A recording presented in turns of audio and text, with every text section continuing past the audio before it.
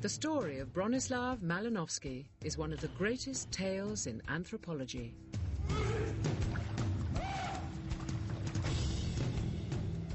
Almost 100 years ago, his short visit to some remote islands of Papua New Guinea turned into a 4-year odyssey. Here, Malinowski started a revolution in anthropology. He left behind the colonial settlements to live cheek by jowl with the natives.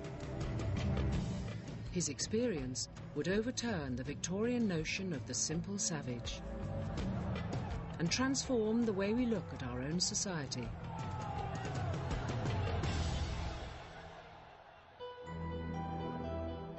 But with the publication of his private diaries in 1967, a complex truth about the man began to come out. Who really was Malinowski, and what drove him to become the founder and hero of modern social anthropology?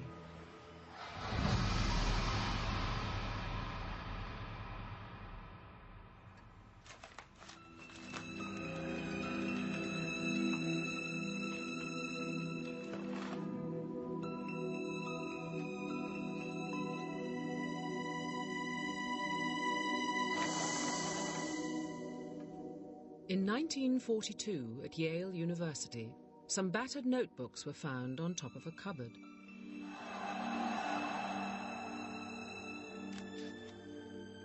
They were the private diaries of Bronislaw Malinowski, the man who founded modern social anthropology. For a further 25 years, these diaries were a closely guarded secret, until 1967, when their publication sent shockwaves through the world of anthropology.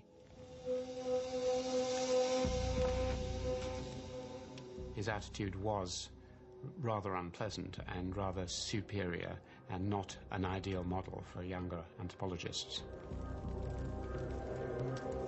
The diaries from this hero was shown to have feet of clay, to be a lustful, indiscreet, arrogant, lying, racist at times. He was all the things that they wished he wasn't. The diaries laid bare the dark side of a revered academic figure. This film reveals a man driven close to the edge of reason in his passionate pursuit not only of a new science, but of his own power and prestige.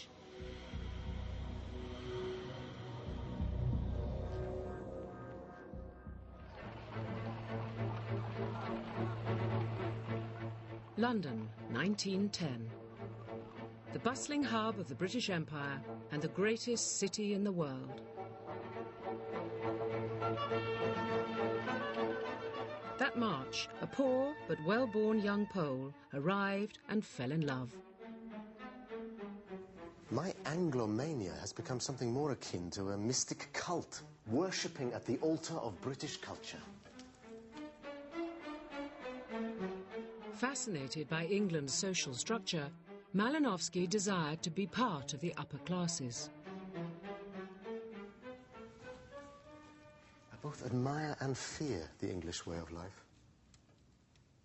Its elegance and refinement. Indeed, they are the very aristocracy of the nations. A highly superior nation where one is only tolerated if one is amusing. His surviving daughter and great-grandson bear out his desire for acceptance. There's a photograph of him at a dinner party, and he's obviously very pleased that he's with Sir Thingamy and Lord Whatnot and the Duchess of Blah, and who's to blame him? No. Me. You. Okay, well, you're an American. You can't help yourself. Without personal wealth to help him on his way, Malinowski would have to rely on the one thing he did have: brains.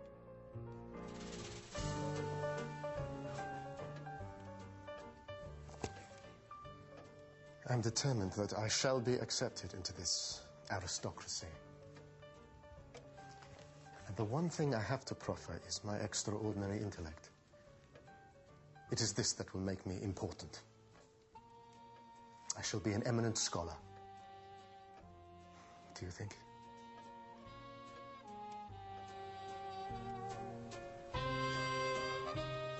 His brains took him to the London School of Economics, where he plumped for the little understood subject of anthropology. It means literally the study of man.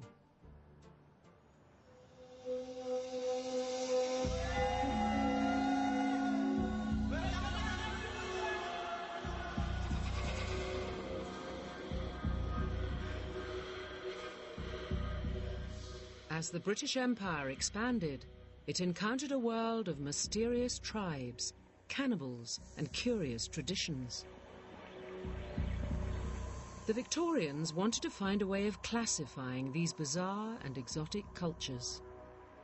Collecting objects was part of that process of making sense of human variety, and the different objects that people made and used were indicative in many ways of the sorts of societies that they had.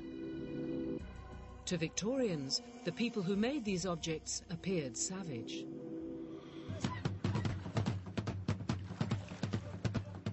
And what's more, these savages performed magic, tattooed their bodies, and even practiced promiscuous sex.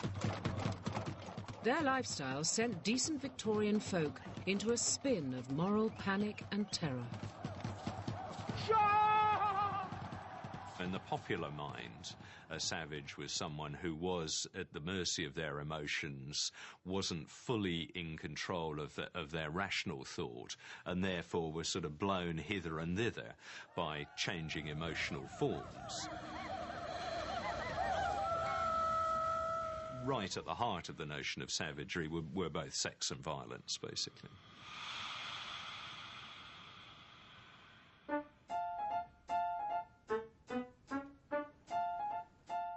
The study of these savages and everything they did was anthropology. Its experts were respectable gentlemen who considered the savage was best studied from a safe distance. These were known as armchair anthropologists, people who lived in places like London, Oxford, New York, and either didn't travel very much themselves or didn't travel at all.